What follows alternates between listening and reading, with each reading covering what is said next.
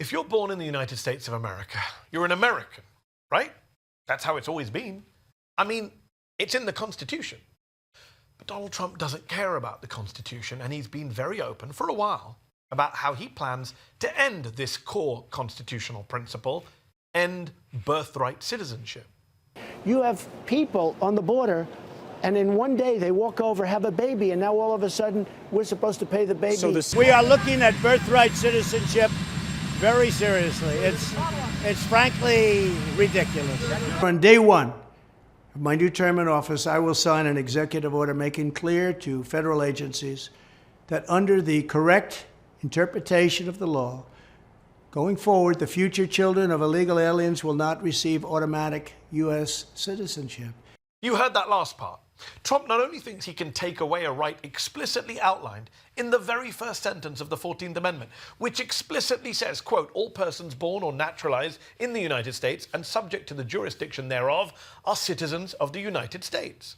But Trump being Trump, he thinks he can get rid of it all by himself, not via constitutional amendment, not even via Congress, but via executive order. Yes, our next president is planning on instructing government agencies to deny social security numbers, passports, and public benefits to newborn babies in the US whose parents don't provide proof of their immigration status. But here's the thing. Birthright citizenship isn't just explicitly laid out in the Constitution, it's also been explicitly upheld by the Supreme Court. In fact, the relevant precedent here is over 100 years old.